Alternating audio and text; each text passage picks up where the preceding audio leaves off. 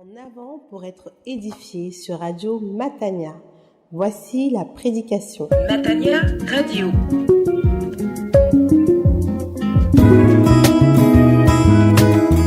Chers auditeurs de Radio Matania, j'ai l'immense plaisir d'introduire une prédication du pasteur Claude Missédi-Bazi qui a pour titre Jésus, l'homme de l'esprit, chapitre 2.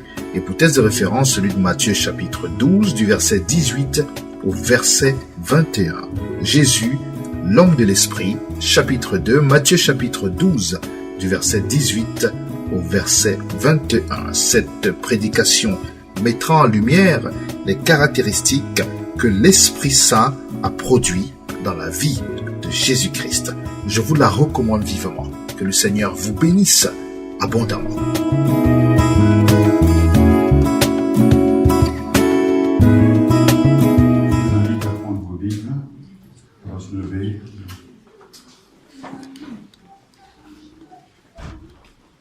Avant de prier, je veux vous inviter à lire quelques versets tirés de l'Évangile selon Matthieu. Matthieu chapitre 12, verset 14. Les pharisiens sortirent et ils se consultèrent sur les moyens de le faire périr. Mais Jésus, l'ayant su, s'éloigna de ce lieu. Une grande foule le suivit. Il guérit tous les malades. Il leur recommanda sévèrement de ne pas le faire connaître, afin que s'accomplisse ce qui avait été annoncé par Ésaïe le prophète. « Voici mon serviteur que j'ai choisi, mon bien-aimé en qui mon âme a pris plaisir. Je mettrai mon esprit sur lui, et il annoncera la justice aux nations. Il ne contestera point, il ne créera point, et personne n'entendra sa voix dans les rues. Il ne brisera point le roseau cassé, et il n'éteindra point le lumineux qui fume, jusqu'à ce qu'il ait fait triompher la justice.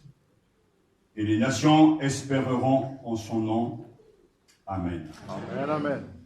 Prions. À l'écoute de ta parole, Seigneur, nous avons besoin de toi. Amen. À l'annonce de ta parole, nous avons besoin de l'aide de ton Esprit Saint. Nous ne pouvons pas nous sauver nous-mêmes. Nous ne pouvons pas nous convertir. Seule l'action de ton Esprit peut le faire. Amen. Ainsi, nous nous tournons vers toi et nous nous attendons à toi. Pour que ton esprit soit à l'œuvre, afin que ceux qui vont m'écouter, t'écouter, reçoivent en ton nom la vie. Amen. Ouvre pour nous, Seigneur, la compréhension de ta parole. Amen. Donne-nous de te suivre d'un cœur sincère. Amen. Donne-nous réellement de t'aimer Amen. comme toi tu nous aimes. Amen. Amen. Rends-nous honnêtes et intègres avec toi. Amen. Et libère-nous de nos hypocrisies Amen. et de nos mensonges. Nous avons chanté « Tu veux que la vérité soit au fond de notre cœur » parce que tu es la vérité. C'est de toi que nous allons parler et nous voulons te ressembler. Amen. Nous sommes conscients de la distance qui nous sépare de toi. Mais pourtant, nous ne désespérons pas de nous-mêmes.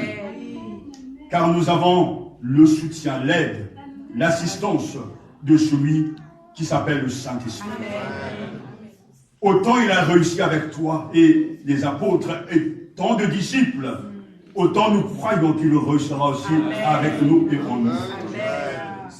Seigneur, nous te lèvons et nous te glorifions. Amen. Amen. Tu nous as tellement aimés que tu nous as fait don de ton Esprit Saint. Alléluia. Merci pour ta parole.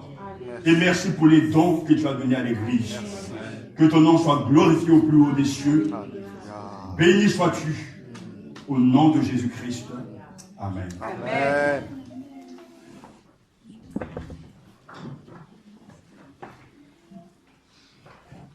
c'est encore de Jésus dont il est question ce matin. Et rappelez-vous que sans la personne du Christ, le christianisme n'est rien. Amen, amen. Une gnose, une connaissance, une idéologie tout au plus.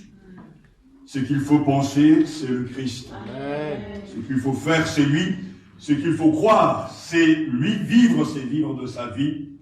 Il est tout, il résume tout. Amen.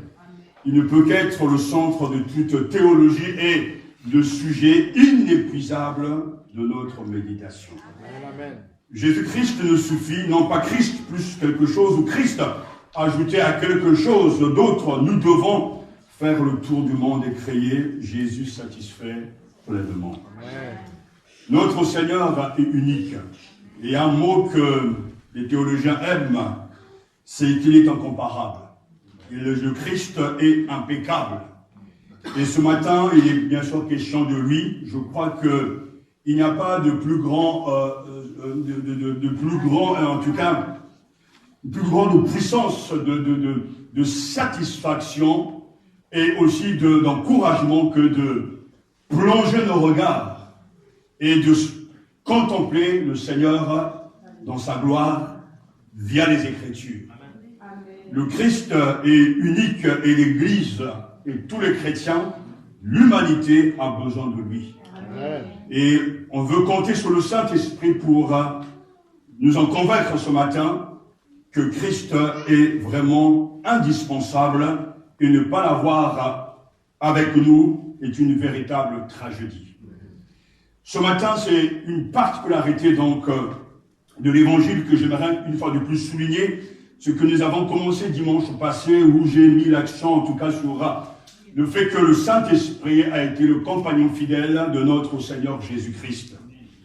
Et j'avais commencé par la fin pour dire que si on contemple le Seigneur dans toute sa gloire, si on le voit vivre au travers des évangiles, la grandeur de sa personne, la puissance de son caractère est le produit de la présence et de l'action du Saint-Esprit.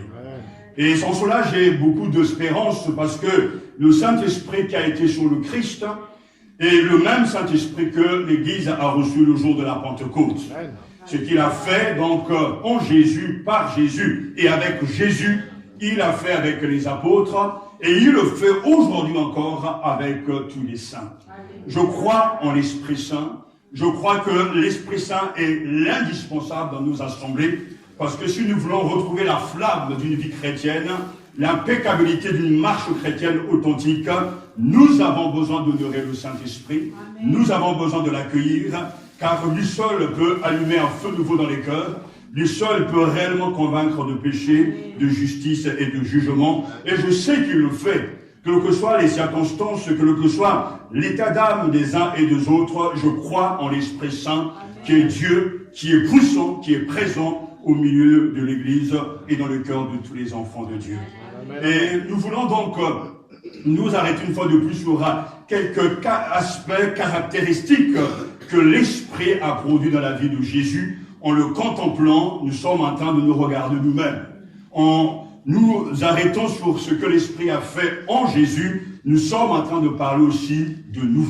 Et l'évangéliste est très clair parce que j'aimerais simplement d'abord attirer notre attention sur cette affirmation très claire. Dieu dit, voici mon serviteur que j'ai choisi, celui que j'aime. Je l'ai choisi avec joie. Je mettrai mon Esprit Saint sur lui et il annoncera le droit au peuple. Selon une autre version, Dieu dit, parlant de son Fils Jésus-Christ, je mettrai mon esprit sur lui, mon bien-aimé en qui mon âme a pris plaisir. Et nous savons que si Jésus a fait la joie, le bonheur de son Père, c'est parce que d'abord il est Dieu. Si Jésus a fait la joie, le bonheur de son Père, c'est que dans sa marche, dans son comportement, tout ce qu'il faisait, tout ce qu'il disait, en tout cas, plaisait au Père. Ainsi, le Père se réjouit en lui parce que Jésus a vécu, a marché, a agi toujours en conformité avec la volonté de son Père.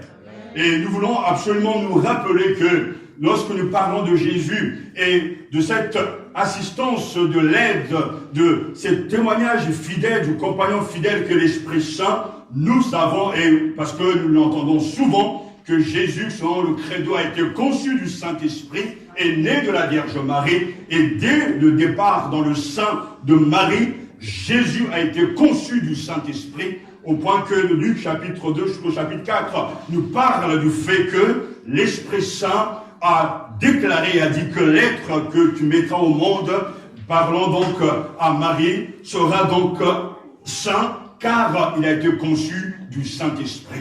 Dès le départ, Jésus donc conçu et rempli du Saint-Esprit va être dirigé par l'Esprit dans le désert pour être tenté par le diable. Il en ressort 40 jours après, rempli de feu et de puissance, parce que l'Esprit Saint est en train de le conduire. Et l'évangéliste nous dit ce matin que mon bien-aimé, voici mon serviteur que j'ai choisi, mon bien-aimé en qui mon âme a pris plaisir, je mettrai mon esprit sur lui. Alors Dieu dit très clairement, je mettrai mon esprit sur lui, et la présence, l'habitation de l'Esprit Saint en Jésus notre Seigneur fait toute la différence. C'est parce que l'Esprit l'accompagne. C'est parce que depuis sa naissance jusqu'à même sa mort, même jusqu'à sa glorification, le Saint-Esprit a assisté et a été le compagnon fidèle de Jésus-Christ notre Seigneur. Et c'est parce que l'Esprit est sur lui que l'on peut voir dans la vie de Jésus des choses, des fruits plutôt, et des manifestations que l'Esprit a produit dans sa vie. La Bible nous dit que Jésus est celui qui a été scellé du Saint-Esprit.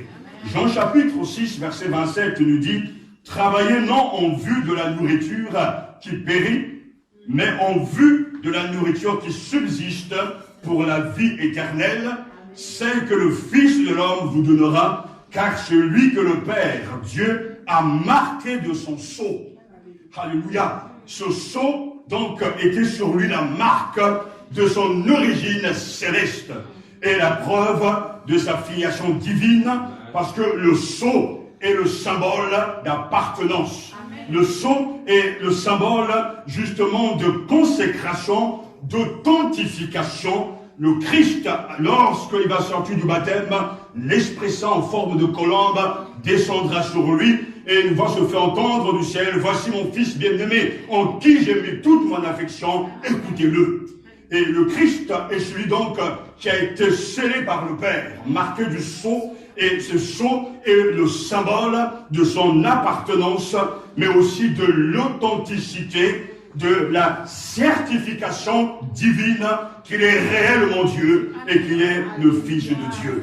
Ainsi, quand l'Esprit de Dieu descend sur lui, la marque qui prouve que Jésus est réellement le Fils de Dieu, même s'il était bien avant son incarnation, bien avant sa venue sur la terre, Dieu le Père concrétise et affirme au vu de tous, à l'écoute des uns et des autres, voici mon fils bien-aimé en qui j'ai mis toute mon affection, c'est lui que Dieu a marqué de son sceau. Quand l'Esprit de Dieu vient dans le cœur même d'un croyant, nous sommes aussi marqués. Ça veut dire que nous ne nous appartenons plus. Parce que le Saint-Esprit est le sceau qui atteste, qui témoigne que nous sommes la propriété de Dieu. Le Saint-Esprit est venu sur le Seigneur, le Saint-Esprit est descendu le jour de la Pentecôte sur les 120, et le Saint-Esprit est resté dans l'Église, et le Saint-Esprit habite le cœur de tous les croyants. Ainsi, Paul l'écrira dans Éphésiens chapitre 1, verset 13, « En lui encore, vous avez entendu la parole des vérités, l'évangile qui vous sauve, en lui encore, vous avez cru, et vous avez été marqués du sceau de l'Esprit promis. » N'attristez pas le Saint-Esprit dont Dieu vous a marqué comme d'un sceau pour le jour de la délivrance. Éphésiens chapitre 4, verset 30.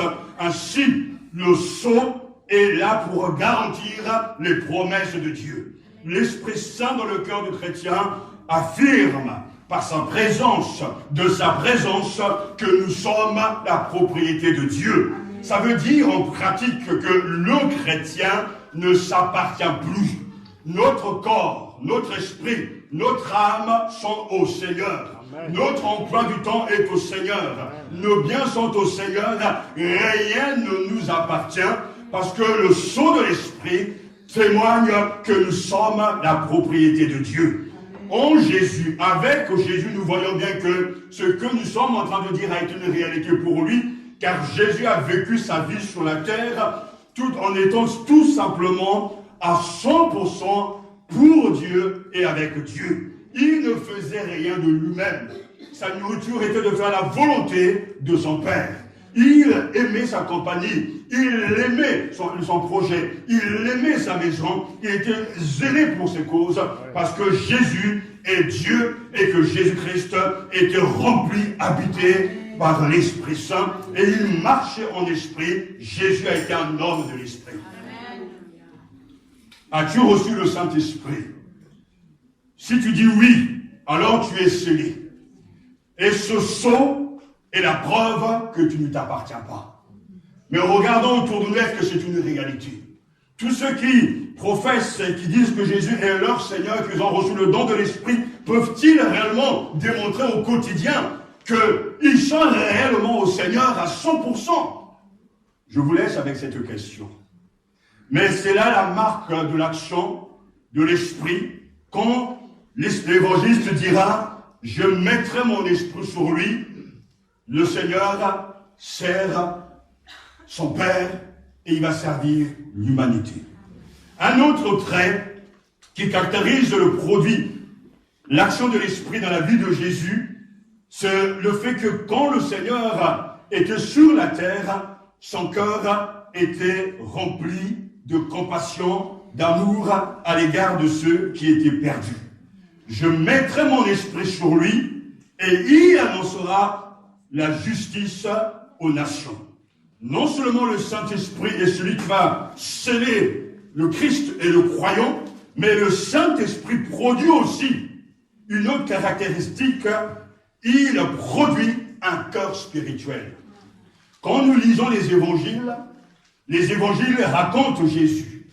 C'est parce que je mis mon esprit en lui, alors la conséquence, c'est un cœur spirituel. Les évangiles nous montrent que Jésus avait un cœur miséricordieux et que sa mort a été un acte de miséricorde.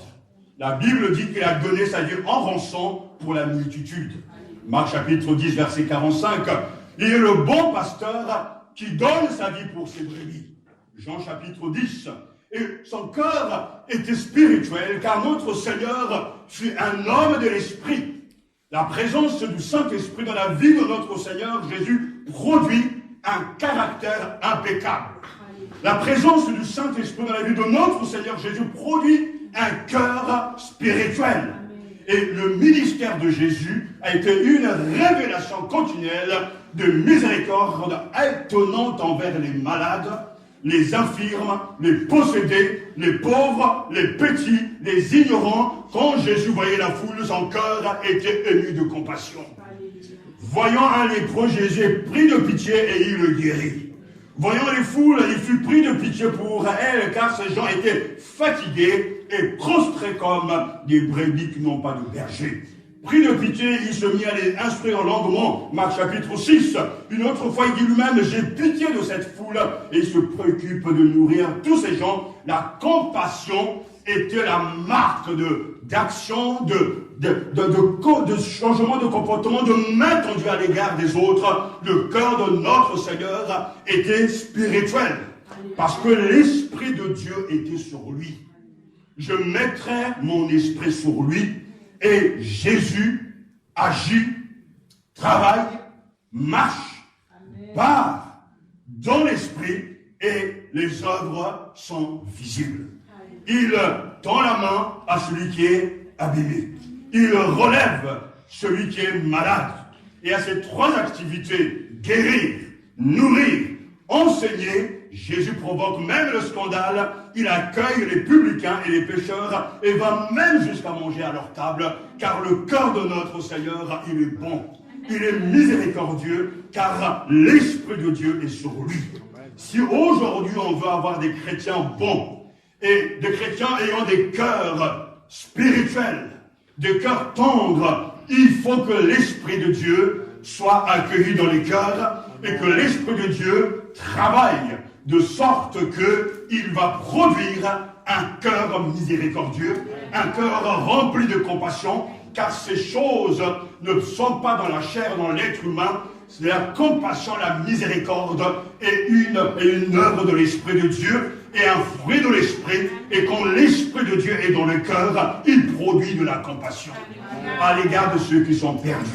Ainsi, on n'aura pas besoin de dire aux gens, allons évangéliser, allons faire ceci ou cela, mais grâce à l'Esprit Saint, nos cœurs seront poussés à aller vers ceux qui ne connaissent pas le Seigneur, car l'Esprit Saint dans le cœur œuvre de telle sorte que nous prenons conscience et ayons cette conscience de la responsabilité à l'égard de ceux qui sont perdus. Je mettrai mon esprit sur lui. Alléluia. Amen.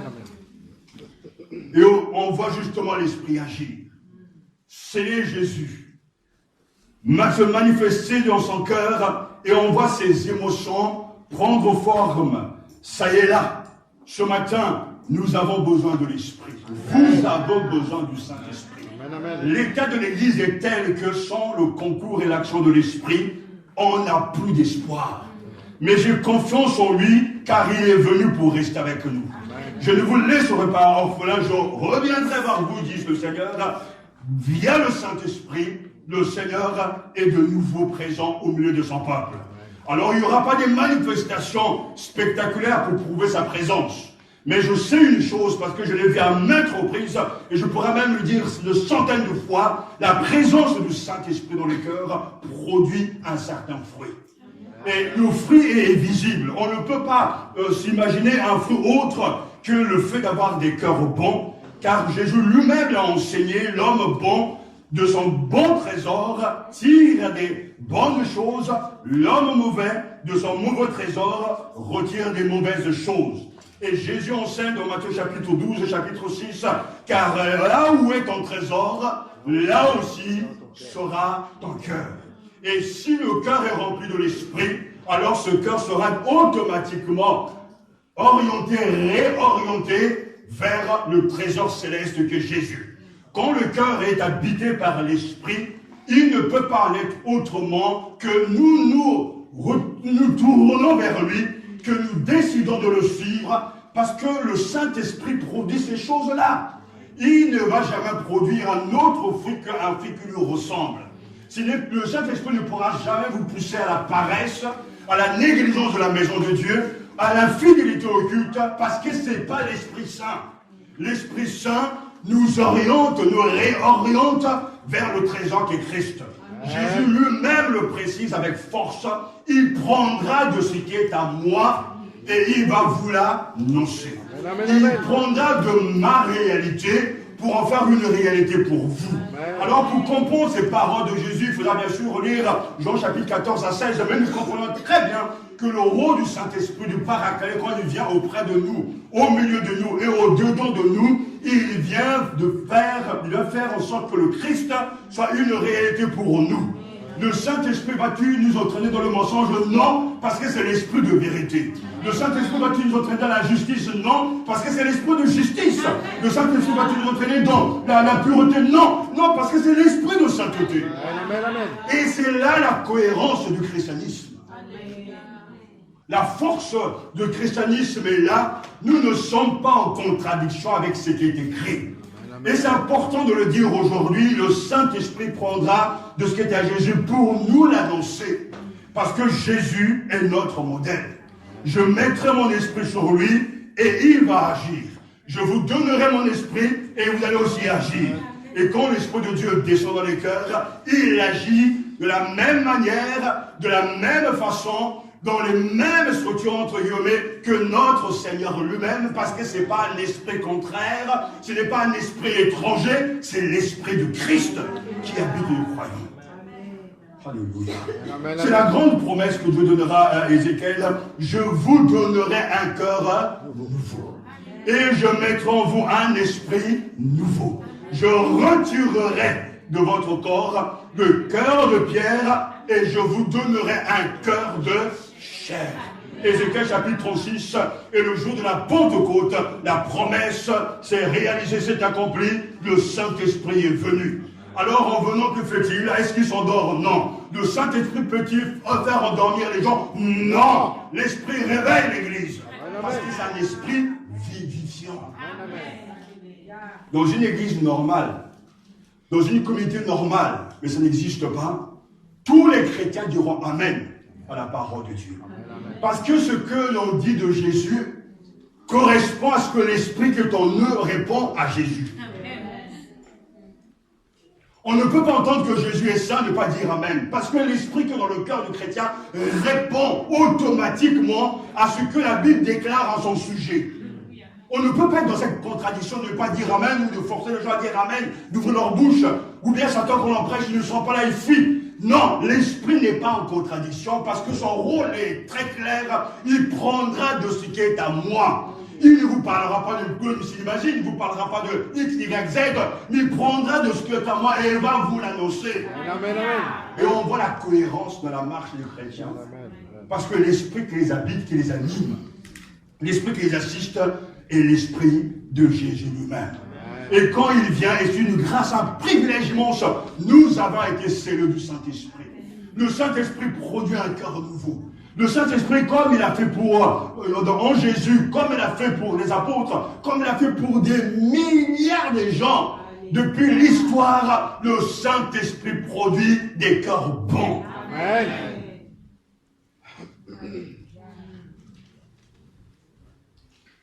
Je ferai reposer mon esprit sur lui. C'est la conséquence du don divin. Alléluia. Et nous voyons bien ce que l'Esprit est en train de produire. Parce que les caractéristiques sont là, et j'aimerais tellement encourager l'Église ce matin, tous les croyants, là où ils sont, de s'ouvrir et de respecter la troisième personne de la Trinité. Tu veux une vie épanouie, une vie éclatante, une vie puissante, une vie profonde. Ce n'est pas dans les trucs, dans les manifestations. C'est lorsque tu te répands de tout ton cœur et que tu laisses l'Esprit Saint travailler dans ta vie. Alors, quelle que soit la sécheresse autour de toi, ton esprit sera vivant. Car là où est l'Esprit du Seigneur, là est la liberté. Amen, amen, amen. L'Esprit dans la vie de Jésus fait des choses remarquables. Quand on se rend bien compte quand Christ a abandonné le fruit de l'Esprit, abandonné le fruit de l'Esprit. Galates 5:22 nous dit, mais le fruit de l'Esprit est amour, joie, paix, patience, bonté, bienveillance, fidélité, douceur, maîtrise de soi. Toutes ces vertus n'ont été parfaitement possédées que par l'unique, l'inimitable, l'impeccable Jésus-Christ. En lui, il n'y avait pas de caractère de travers. Alléluia. Jésus était joyeux. Il a fallu du temps pour comprendre ça, parce qu'à force de voir les images des représentants de Jésus d'un Jésus triste, le visage assombri, je sais qu'il apporte le péché du monde, mais mon Jésus, entre parenthèses, était joyeux. Amen, amen. Je le vois en train de s'amuser avec les enfants. Je le vois lorsque de son premier miracle, c'est à Canaan, pendant un mariage, il transforme l'eau en vin et non pas l'inverse.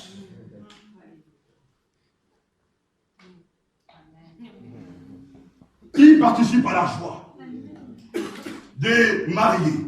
On le voit s'asseoir autour de la table avec les pécheurs. Jésus nous dit, la Bible, il tressaillit de joie. Et il dit, moi, par le Saint-Esprit, je te le père, Seigneur du ciel et de la terre, de ce que tu as caché ces choses aux sages et aux intelligents, mais tu les as révélées aux enfants. Amen, amen. Luc chapitre 10, et là nous voyons bien là de la marque du christianisme, quand je vous parle justement des caractéristiques de l'action de l'esprit, regardant l'église primitive à Jérusalem, les marques sont évidentes, sont là, la joie était au milieu d'eux, les cultes étaient remplis de joie, les chrétiens étaient remplis de joie, mais c'est normal, les 120 tous étaient remplis du Saint-Esprit. Et quand le Saint-Esprit arrive, il apporte quoi? La tristesse? Il vient augmenter l'angoisse des gens, mais non. Le Saint-Esprit vient produire l'amour, la joie, la paix, la patience, la bonté, la bienveillance, la fidélité, la douceur, la maîtrise de soi. On On pourra s'arrêter sur ces 9 caractéristiques, ces 9 vertus, mais vraiment, on n'aura pas le temps. Mais simplement, quand on parle de fidélité, quand on parle de maîtrise de soi, quand on parle de conscience de la marche, comment peut-on persévérer jusqu'à la fin? Mais parce que le Saint-Esprit est un persévérant. Il produit, il fait mûrir dans la vie du croyant la persévérance. Jésus a-t-il abandonné? Non. Qui a souffert plus que nous? Personne sauf lui. Il a connu la trahison, il a connu les mensonges, il a connu le rejet, même de son propre père. Et la croix, il dira, Père, pourquoi m'as-tu abandonné? Mais à aucun moment Jésus a cédé aux tentations, à aucun moment Jésus a cédé au plan que Satan lui proposait. Il a persévéré jusqu'à la fin et il a été donc crucifié, enseveli, et le Père l'a ressuscité de mort. Il a élevé au ciel, à la droite du Père, et là il est devenu le grand prêtre par excellence, qui intercède et qui fait le lien, le trait d'union entre les hommes et Dieu. Le Christ est aujourd'hui dans la gloire, et le Christ est en même temps dans le propre cœur. Comment peut-on persévérer quand il y a tant de difficultés? Comment peut-on tenir, être patient alors que des fois Dieu tarde? C'est parce que le Saint-Esprit produit la patience. Amen. La maîtrise de soi. Amen. Des fois, on a envie de tout faire remuer, n'est-ce pas? Des fois, même, on a envie d'être comme Hulk. Soit un coup de colère, faire sortir l'homme vert. Mais le Saint-Esprit produit la maîtrise de soi. Amen, amen. Il faut supporter. Il faut résister. Mais celui qui tiendra ferme jusqu'à la fin sera sauvé. Et je crois ce matin que le Saint-Esprit a réussi avec le Christ. Amen. Le Saint-Esprit a réussi avec David. Amen. Le Saint-Esprit a réussi avec mon ami Jérémie. Le Saint-Esprit a réussi avec Élie. Le Saint-Esprit a réussi avec Séphora. Le Saint-Esprit a réussi avec Rachel. Le Saint-Esprit a réussi avec Phobé, Dorcas. Le Saint-Esprit a réussi avec les 120. Le Saint-Esprit a réussi avec les pères de l'Église, les réformateurs. Et je crois aujourd'hui que le Saint-Esprit réussira et réussit avec tout ce qu'il appelle à lui. Parce qu'à la base, nous sommes scellés.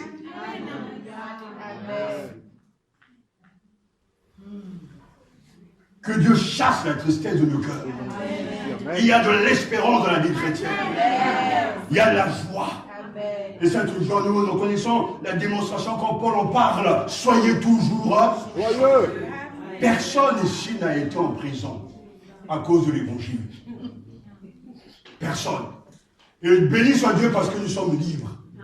Et nous sommes dans un pays libre.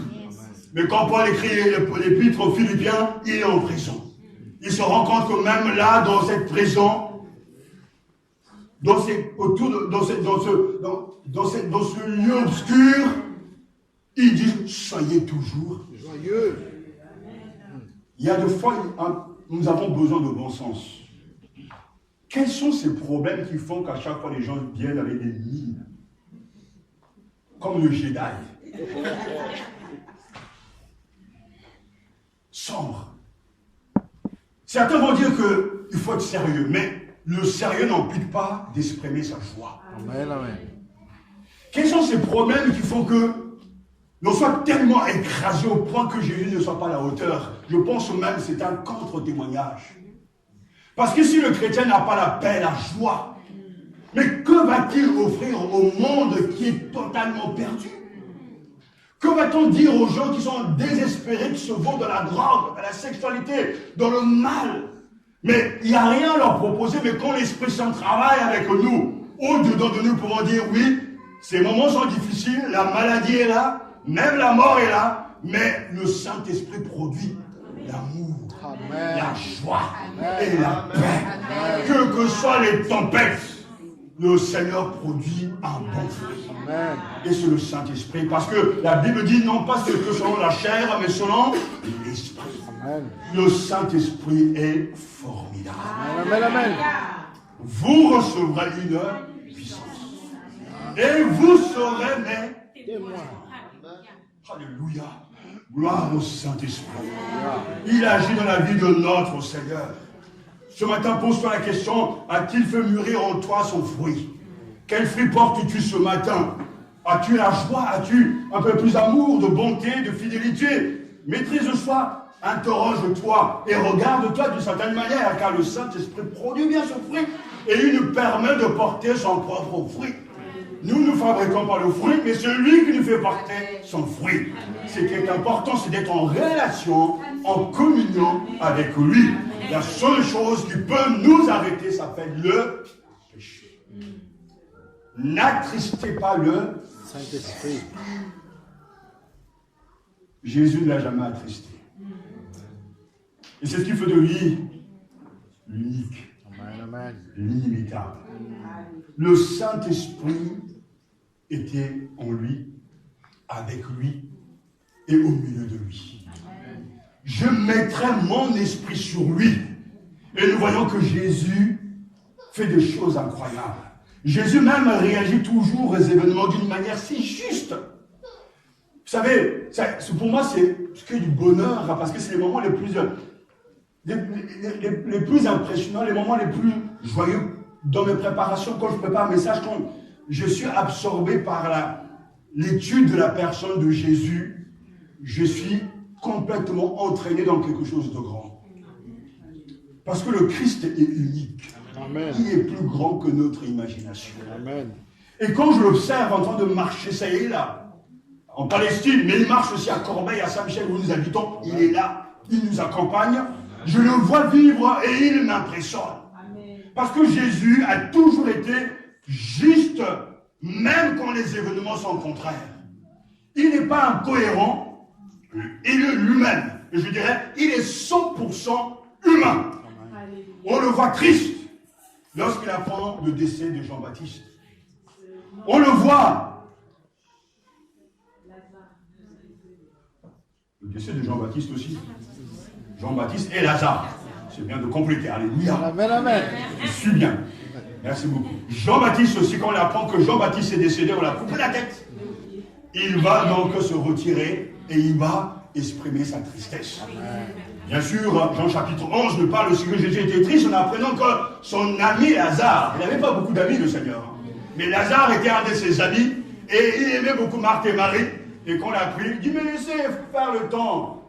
Dieu va se glorifier. Amen. Mais on voit un Jésus qui ne fait pas semblant, ou qui ne se fait pas passer pour un chrétien qui n'exprime pas ses émotions.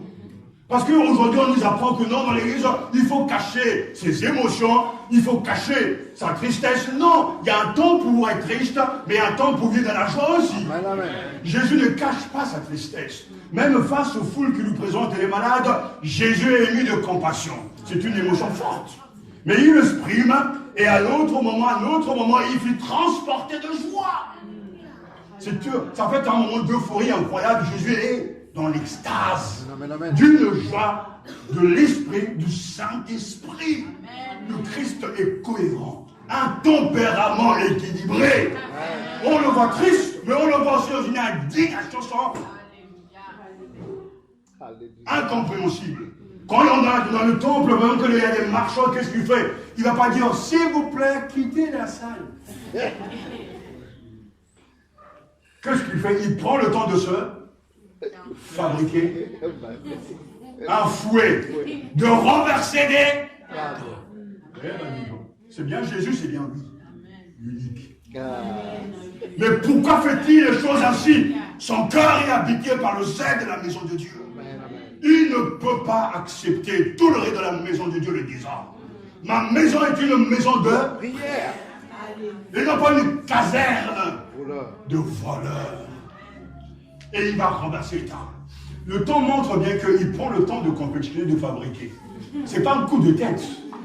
C'est prémédité, comme on dit aujourd'hui dans le jargon, en tout cas judiciaire. C'est prémédité. Mais Jésus réagit parce que la gloire de son Père remplit son cœur. Amen. Et face même à la maladie, face même à la mort de son ami Lazare, j'y reviens, la colère va l'envahir et il va arriver au tombeau et il pleure. Jésus est en colère contre la mort, car lui, c'est la vie. Amen. Et il dira même, je suis la résurrection et la vie. Un chrétien habité par l'esprit est équilibré dans ses émotions. Amen, amen, amen. Il doit être capable de s'indigner lorsqu'il voit quelqu'un qui m'en dit, tu es un menteur. Lorsqu'il voit quelqu'un voler, il dit, tu es un voleur. Il ne va pas dire, qu'est-ce que tu fais? Est-ce que tu empruntes ou pas là? Parce que nous savons nous nuancer les choses. Et même penser que nous sommes plus intelligents que Dieu dit, je comprends ton acte. Un péché reste un péché. Un mensonge reste un mensonge. Le vol reste le vol. Et tous les autres péchés également, Jésus réagit de manière équilibrée face aux événements de la vie. Il ne fait pas semblant, il est lui-même. Je ne sais pas combien de fois je l'ai dit aux chrétiens, il faut que vous appreniez à être vous-même. Ne venez pas dans l'assemblée, dans l'église, avec des visages de croyants, avec des vêtements de croyants. Soyez vous-même. Et quelquefois, c'est vrai que je pense aux États-Unis, j'en vis parce que dans les cultes que j'ai pu assister, même où j'ai pu prêcher, les gens sont tellement extravertis eux-mêmes qu'on ne fait pas attention aux autres. Mais dans une assemblée ordinaire, souvent dans le pays, dans notre pays, quand les gens disent Amen plus fort qu'eux, et qu'ils n'arrivent pas à dire Amen, leur regard se tourne vers là-bas. À Évry, je me souviens, je prêchais, genre, une fois, mes yeux sont tombés sur une soeur qui était là, et une soeur qui disait Amen, et l'autre soeur disait ton problème, c'est quoi? Mais laisse les autres vivre la foi. Amen, amen. Est-ce que les autres chrétiens sont venus casser la table, sont venus soulever les verres de la Sainte Seine? Non, ils sont à leur place en train de dire Amen, Alléluia. Mais quel est ton problème? Non, mon problème, je veux que tout le monde me ressemble. Si je lève le petit doigt, il doit aussi lever le petit doigt. Si je porte des chaussures à talons, il doit porter aussi des chaussures à talons. Si je porte une veste à des cravates, eux aussi doivent faire des choses. Mais Dieu ne nous a pas appelés à être pareils. Il nous a donné l'esprit, et il nous a donné un tempérament, un caractère pour le glorifier. Il y a des moments où nous sommes introvertis, nous ne disons rien, où nous réfléchissons, mais à un moment donné, il y a aussi des explosions de joie. Mon Jésus, je ne le vois pas, il est en train de marcher, oh la croix, oh la lourdeur, oh le péché du monde, ah, oh Père. Il pouvait se retirer seul, et son titre préféré, c'était l'ami des pécheurs. Donc Jésus était un bon vivant. Ça n'a rien à voir avec ces révélations d'un Jésus qui a les yeux fermés, qui pleure tout le temps. Parce que c'est un Jésus qui pleure tout le temps, je n'ai pas envie de le suivre. Il faut être un homme un peu. Les hommes ne pleurent pas tous les jours comme ça. Qu'est-ce qu'il veut faire? Là, tu es un homme. La Bible dit, il tient au mot, voici l'homme.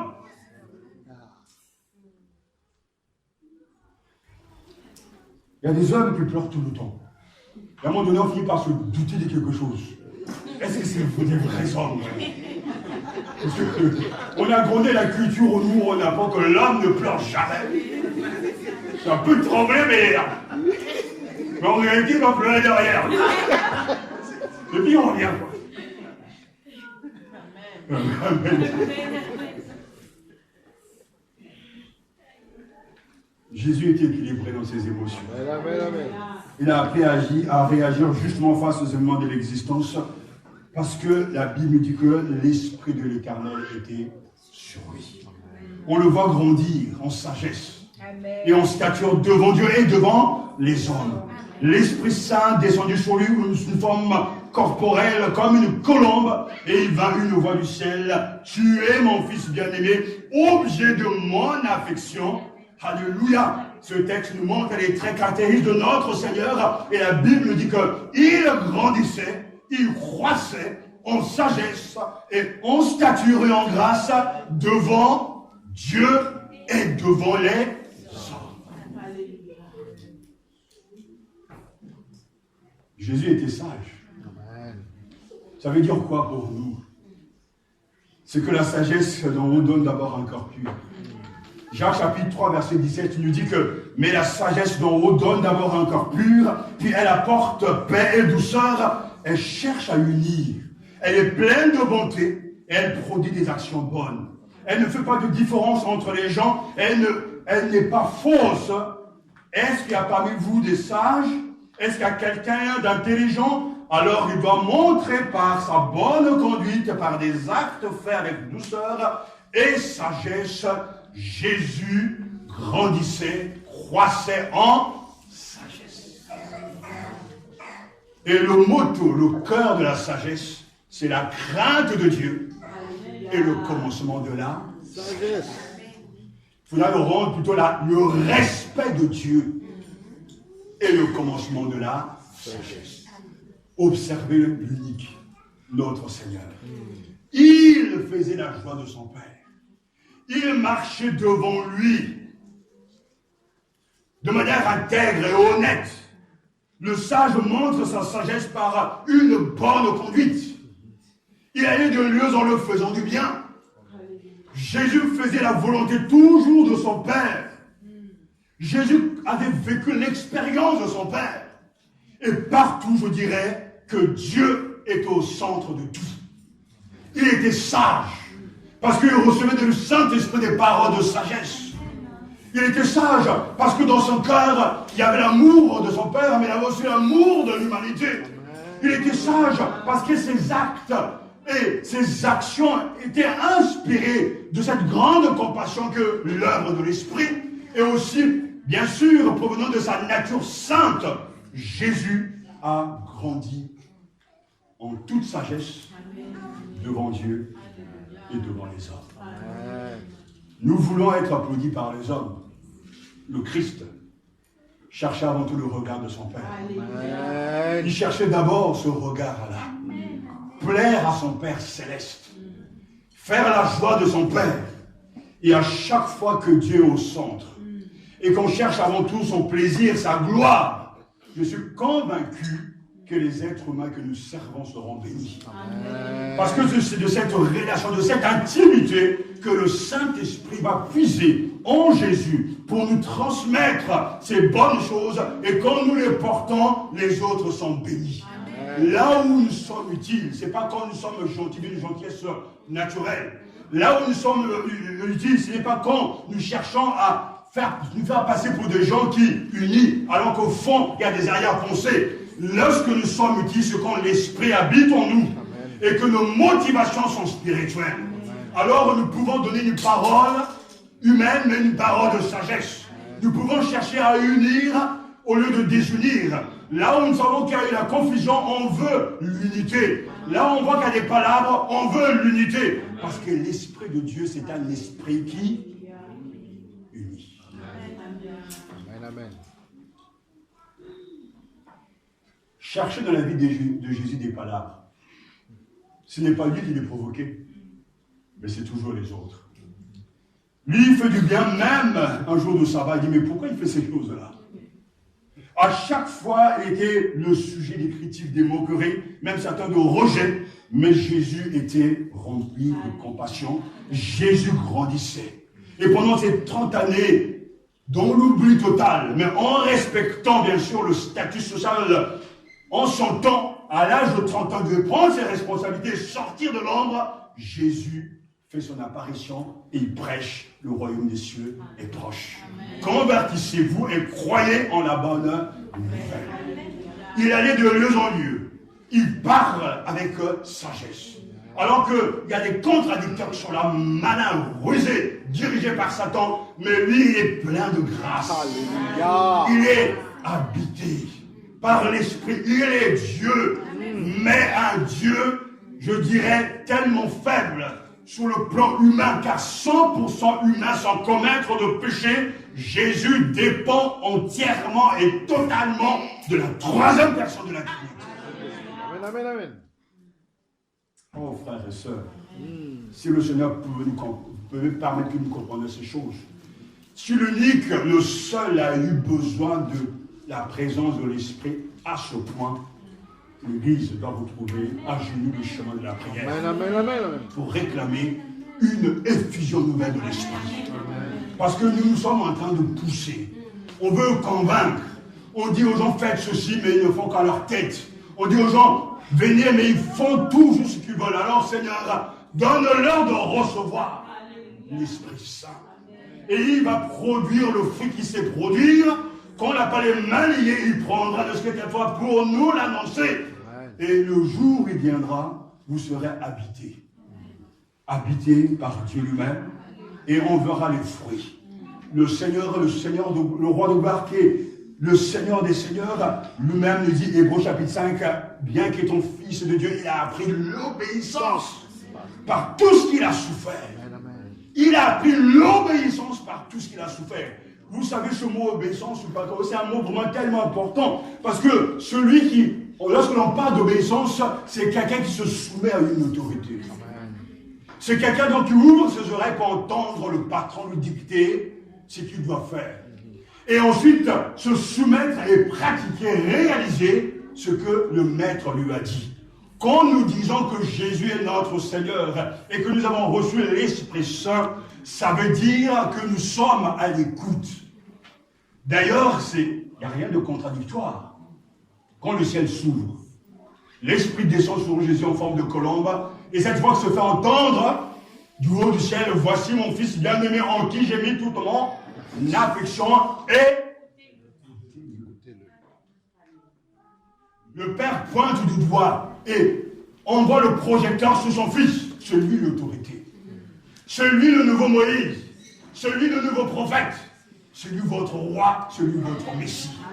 Et quand l'Esprit Saint descend de la part du Père et du Fils dans le cœur des croyants, que fait-il? Que va-t-il faire? Mais il va faire la même chose. Il va produire dans le cœur du croyant la soumission à l'autorité. Amen, amen, amen. Il n'y a pas de contradiction, d'incohérence. Ne pensez pas un seul instant, cher ami, vous qui m'écoutez, que vous irez au ciel parce que vous en faites à votre tête. Il n'y a pas de place pour vous là-haut. Ceux qui ont au ciel, c'est eux qui ont fait la volonté de leur Père. Amen, amen, amen. Et aujourd'hui, Jésus vient au milieu de nous comment? Est-ce qu'il apparaît à tous? Non. Il vient via la prédication. Il vient dans l'église locale, par les responsables qui donnent à l'église, les dons qui donnent à l'église. Quand on écoute un pasteur, on écoute Dieu. Quand on écoute un prophète, on écoute Dieu. Quand on sait que ce prophète, ce pasteur, cet évangéliste, ce docteur est envoyé par Dieu, c'est Dieu qui l'envoie pour parler en son nom. Amen, amen, amen, amen. Jésus ne va pas nous se révéler à tous comme ça, et puis non, il nous parle par une structure que lui-même a instituée. Amen. Mais aujourd'hui, je vois bien que le mot autorité, comme le disait ce regretté John Stott, c'est le mot le plus détesté de croyants. Les gens ne veulent pas qu'on leur dise ce qu'il faut faire. Quand le pasteur dit habillez-vous convenablement, ils boudent. Cessez de vous décaper, ils boudent.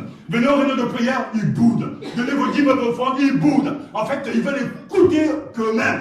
Mais moi, je vous dis ce matin, au nom du Seigneur, tu dois te convertir. Amen. Tu dois recevoir l'Esprit Saint. Parce que l'Esprit Saint va t'apprendre à te soumettre. Et la première marque de l'action de Dieu, de la vie donc de Jésus, c'est que Jésus était soumis à son Père, mais était soumis aussi à ses parents. Amen, amen, amen. À l'âge de 12 ans, il était soumis. Amen, amen. Il a pu dire, moi, maman, Marie, écoute. Aujourd'hui, des fois, les gens disent, ils appellent leur maman par eux-mêmes, des fois, ou leur papa par leur prénom. Comme si on était au même niveau, parce qu'on vit dans un pays libre, démocratique. Surtout, ne giflez pas vos enfants. Surtout, ne punissez pas ces pauvres petits. Ils vont devenir tellement traumatisés. Ils vont se transformer en serial killer. Mais nous avons grandi peut-être avec une méthode traditionnelle. On nous punissait. Oui. Mais jamais de nos bouches sont sorties des paroles de méchanceté à l'égard de nos parents. Jamais. Ah, ton père ne peut pas te parler puis tu le regardes comme ça. Jamais. Tu baisses la tête. Ta mère ne peut pas te parler puis tu es là. Tu baisses la tête. On a appris à respecter nos parents. Amen. Et personne ne peut même avoir des pensées de tuer les siens. C'est l'esprit diabolique aujourd'hui qui est à l'œuvre. Et qui fait nous croire que la Bible n'a pas sa place. Mais parents, nous devons aimer nos enfants, nous devons aimer nos épouses, etc. Nous devons prendre soin de nous, les enfants doivent se soumettre à leurs parents. Et l'autorité commence par là. Savoir reconnaître que je suis quelqu'un qui est sous l'autorité d'un supérieur, Dieu.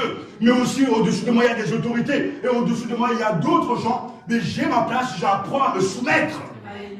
Il n'y a aucune structure dans ce monde où il n'y ait pas d'ordre. Vous ne pouvez pas vous lever aujourd'hui pour aller toucher et secouer la tête du président Macron. D'abord, on vous l'interdira, on vous arrêtera. Et si jamais je ne suis pas là, je vous arrêterai aussi. Amen. Parce qu'on ne touche pas à l'autorité. C'est Dieu qui a institué l'autorité. Amen. Et l'église aujourd'hui va mal. Parce que les gens n'écoutent personne. Alors ils vont dire oui, mais nous on veut bien écouter ce pasteur parce qu'il est impeccable. Il n'y a pas de pasteur impeccable. Tous ce sont des choisis que Dieu appelle. Même, c'est pour ça que je comprends bien la vie, même au temps de Moïse, ils étaient indisciplinés, ils étaient toujours querelleurs. En fait, le problème est dans le cœur. Tout le mal vient de là. Frères et sœurs, ce matin, Dieu te parle. Il est temps que tu arrêtes l'insoumission. Tu fais semblant. D'apprendre à respecter Dieu, mais ce Dieu que tu ne vois pas, tu le vois à travers de ceux qu'il a envoyés. Amen, amen. Quand il envoie Jean-Baptiste, c'est lui-même qui l'accompagne. Quand il envoie Moïse, c'est lui-même qui l'accompagne.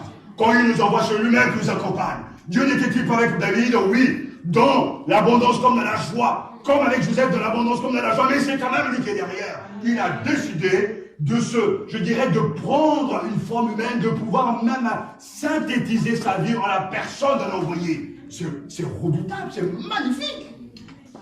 Pourquoi n'a-t-il pas envoyé des anges? Parce que nous sommes importants à ses yeux. Et je dis toujours aux croyants, comme je dis à certains candidats au ministère, la première leçon qu'il faut apprendre quand tu veux servir Dieu, c'est que tu vas apprendre à te soumettre à l'autorité. Amen, amen, amen.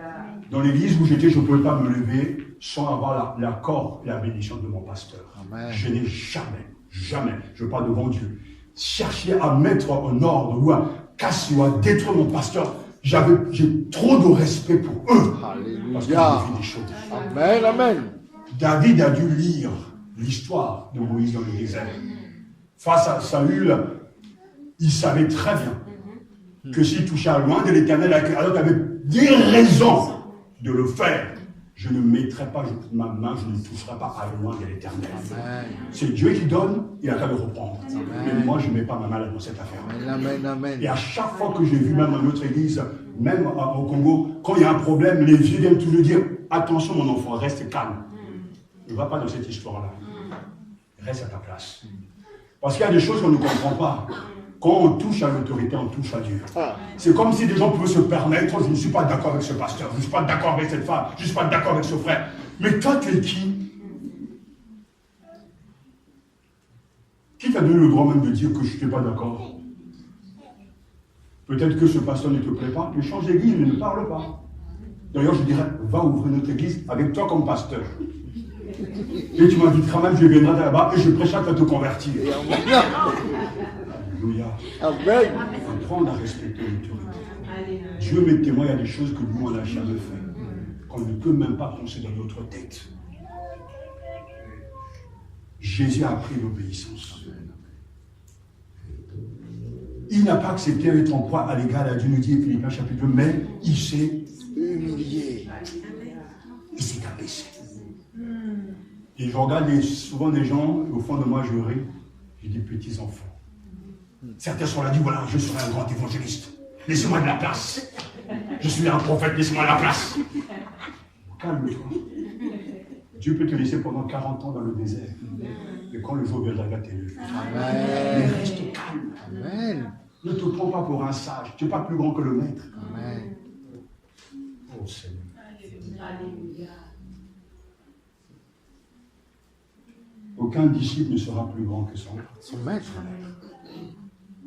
Vous avez besoin de conseils. Vos amis peuvent vous conseiller. Mais ça ne remplacera jamais le conseil d'un serviteur de Dieu. Amen. Jamais. Ça va se compléter. Il y aura toujours la première parole. Amen. Et mon père me l'avait enseigné très tôt. Jésus a pris l'obéissance.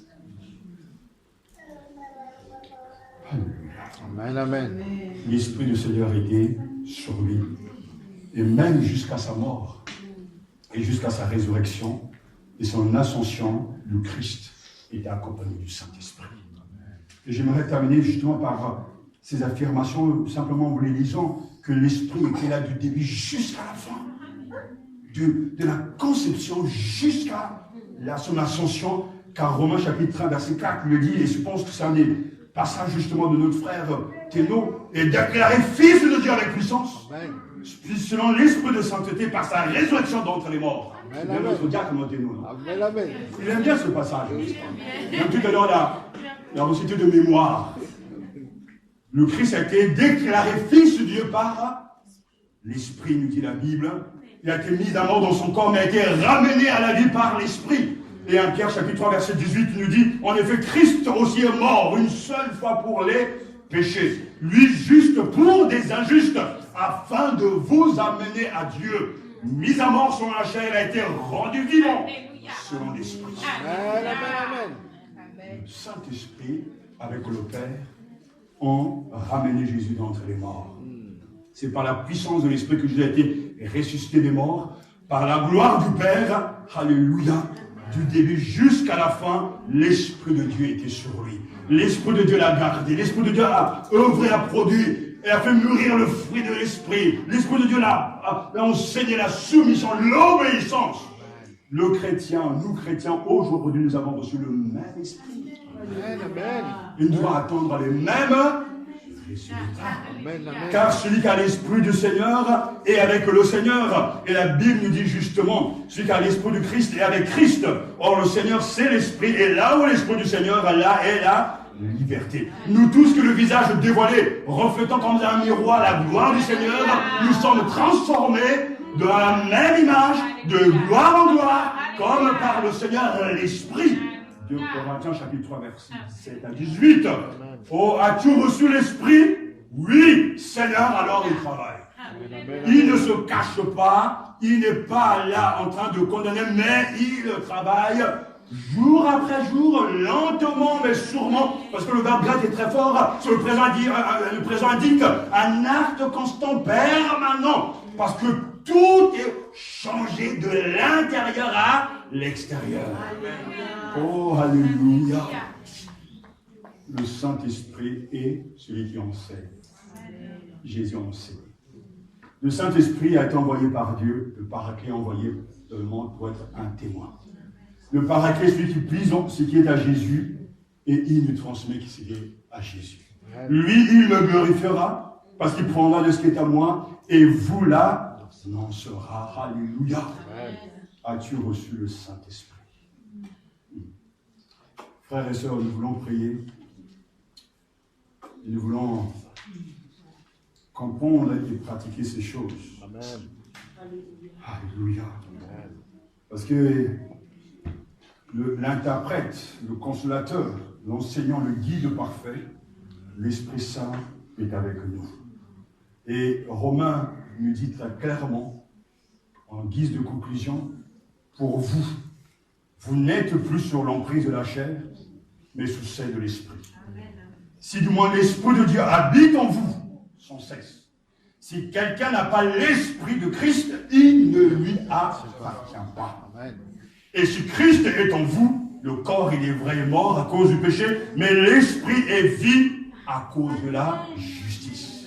Et si l'Esprit de celui qui a ressuscité Jésus d'entre les morts habite en vous, celui qui a ressuscité le Christ Jésus d'entre les morts donnera aussi la vie à vos corps mortels par son Esprit qui habite en vous sans cesse.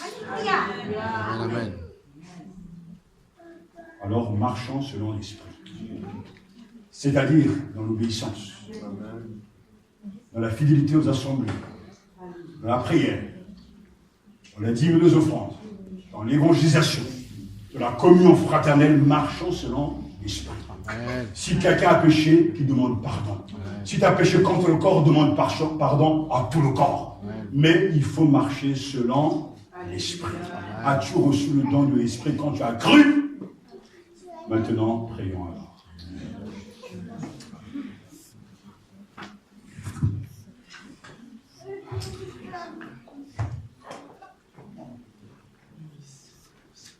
Alléluia.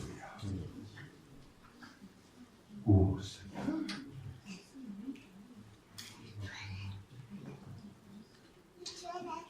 Alléluia. Vous recevrez une puissance. Le don du Saint-Esprit. Seigneur, je m'adresse à toi. Et pour ceux qui m'ont écouté en ton nom. Nous avons voulu, Seigneur, toi et moi, brosser ton tableau pour te contempler dans toute ta gloire. Tu es beau. Tu es grand. Tu es éblouissant. Nous sommes écrasés par ton impeccabilité, par la grandeur de ton œuvre et la puissance et la beauté de ton caractère. Tout est parfait en toi. Et nous voulons te louer parce que ce Christ parfait est notre Seigneur, est notre médiateur, est notre grand prêtre. Je te loue parce que quelquefois des parents, des pères peuvent cacher des choses à leurs enfants. Toi, tu ne nous as rien caché. Tu ne nous as rien refusé. Tu nous as donné accès au royaume des cieux. Et tu nous as donné le don le plus précieux, le don de l'Esprit Saint. Tu ne nous as pas laissés orphelins. On proie au doute, aux interrogations, mais tu as dit tu reviendras vers nous et tu es revenu parmi nous. Chaque jour, alors que la mort et la fatigue, la vieillesse touchent nos corps physiques, notre esprit est vivifié. Notre attente est brûlante. Notre soif de toi augmente. Et nous savons que c'est là l'œuvre de l'Esprit. Nous aimons ta maison, Seigneur. C'est là l'œuvre de ton Esprit. Nous voulons voir des âmes se tourner vers toi et te connaître. C'est là l'œuvre de l'Esprit. Nous voulons, Seigneur, unir ceux qui sont désunis. C'est là l'œuvre de l'Esprit. Nous voulons être indignés face au péché. C'est là l'œuvre de l'Esprit. Nous voulons être tristes avec ceux qui pleurent. C'est là l'œuvre de l'Esprit. Joyeux avec ceux qui sont joyeux. C'est là l'œuvre de l'Esprit. Oh Seigneur, quelle cohérence. Quel équilibre. Je te rends grâce. Parce que le Saint-Esprit a réussi avec toi. Alors c'est une impulsion pour nous. Et une attente pour nous. Que lorsque nous quitterons ce monde, il réussira également. Car nous savons que l'Église que tu viendras chercher est une Église sainte, pure, sans tache, irréprochable. Une Église lavée dans le sang de l'agneau. Oh Seigneur, alors ce jour-là on pourra vraiment le dire, tu as réussi Père. Tu as réussi Seigneur. Nous pourrons dire gloire à l'Esprit Saint. Car la rédemption a été éternelle. La rédemption a été suffisante. Alléluia. Et le salut que tu donnes est parfait et complet. Je te prie, Père, pour ceux qui m'ont écouté, qui nous ont écoutés, de leur donner un cœur nouveau, un esprit neuf, et de leur donner par ton esprit la possibilité de se soumettre, de t'obéir, de te suivre, et d'apprendre à te craindre jour après jour. Seigneur, fais-nous grandir en grâce et en stature devant toi et devant les hommes. Donne-nous d'avoir ta faveur et ton approbation en toutes choses. Alors que les vacances se préparent, donne-nous ton approbation, donne-nous ton feu vert, dans nos projets même de vacances, car nous sommes à toi, tu nous as scellés de ton esprit. Oh Seigneur, crucifie nos mains, crucifie nos pieds, crucifie nos corps, et que nous soyons totalement à 100% pour toi. Délivre les parents de l'amour qu'ils ont pour leurs enfants. Délivre les parents, Seigneur, de l'amour qu'ils ont pour les leurs, de leurs membres de leur famille. Donne-leur de recevoir l'amour de l'Esprit, afin d'aimer l'Église et d'aimer leurs frères et sœurs de la foi. Seigneur, je sais que ce que nous disons est toujours faible, car nous ne sommes que des hommes. Mais l'Esprit, alléluia, comme le dit Romain, nous aide lorsque nous intercédons par des soupirs inexprimables. Oh, alors reçois-les, Seigneur, et fais du bien à ton peuple. Bénis, Seigneur, ces actes entendus, et que ce message soit libéré partout, via, Seigneur, la radio, via Internet, et que des hommes partout reçoivent le don de l'Esprit que tu as donné à l'Église. Oh, alors en ce jour viendra où nous chanterons Hosanna, où nous chanterons Alléluia, l'agneau sur le trône, où, Seigneur, merveilleux Sauveur, tu es beau, tu es impeccable, tu es unique, tu es l'inimitable, le sûr, l'homme de Galilée. Toi qui es irrésistible, je t'adore. Amen, amen. Je prends plaisir à l'instant à te servir, à te voir dans les évangiles, aller de lieu en lieu faisant du bien. Je te regarde, Seigneur, en manifestant la compassion à l'égard de ceux qui sont malades, à l'égard de ceux qui sont abattus. Jésus, mon Jésus, tu le fais maintenant aussi. Tu es le même hier, aujourd'hui, éternellement. Tu n'as pas changé d'un ride dans le ciel. Ta compassion, ta miséricorde se manifeste à l'égard de tes enfants. Oh, Seigneur, tu n'as pas changé et tu ne changeras jamais. Gloire à Jésus et gloire au Saint. Nous accueillons ta présence et l'accomplissement de ton nom. Au nom de Jésus, gloire Oh,